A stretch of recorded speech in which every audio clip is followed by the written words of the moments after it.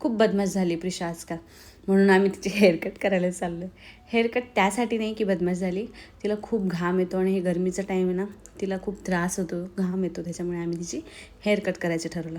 Haircut तर आधीच करायची होती, पण आमच्या घरचं लग्न होतं आणि लग्नामध्ये तिला मस्त मस्त कपडे घालणार, मग तिचे केस पण चांगले दिसले पाहिजे ह्यासाठी आम्ही ते कट केलेच नव्हते.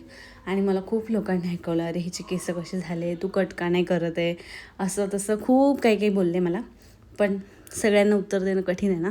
तिथे सलूनमध्ये गेल्यावर पहिले तिला तो आरसा दिसला आणि तिला बहुतेक त्या आठवणी ताज्या झाल्या असतील, कारण मागच्या वेळेस जेव्हा हेअरकट केली होती त्या आरशासोबतच ती खेळत होती.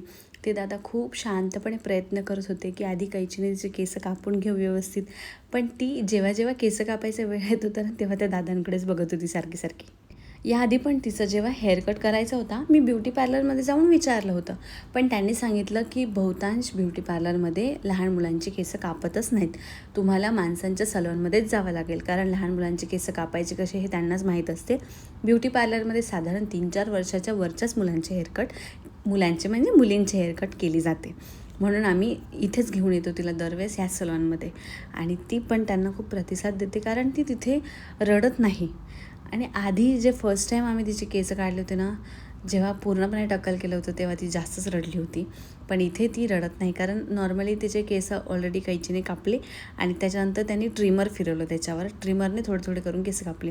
त्यांना पण ती अशी हसवत होती, काही ना काही वेगळ्या गोष्टी करायच्या. तिचा हात पण पुरत नाही, पण तरी तिला ते लाईट चेंज करायचं होतं. लहान मुलांना असं एका ठिकाणी बसवणं इतकं कठीण आहे, तुम्हाला काहीतरी करावं लागतं आणि त्यांना बिझी ठेवावं लागतं. मी खूप लोकांना पाहिलं आहे की ते मोबाईल देतात लहान लेकरांच्या हातामध्ये आणि मग त्यांना बिझी करतात, पण आम्ही तिला काही मोबाईल वगैरे देत नाही. आणि बरेच लोक असे आहेत की मोबाईल दाखवून तिला ये म्हणतात, आणि त्यांना मला खरंच सांगायचं की प्लीज, आम्ही तिला मोबाईलची सवय लावत नाही आहे, तर तुम्ही तिला मोबाईल देऊ नका.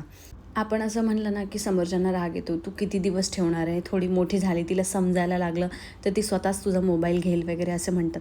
पण ठीक आहे ना, जोपर्यंत समजत नाही तोपर्यंत ॲटलिस्ट मी ट्राय करू शकते की तिला मोबाईलपासून दूर ठेवू, म्हणून मी काही मोबाईल देत नाही.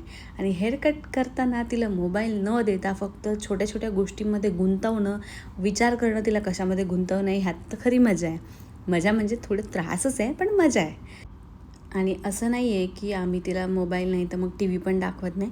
दाखवत म्हणजे आम्ही स्वतःहून तिला बघ असं म्हणत नाही.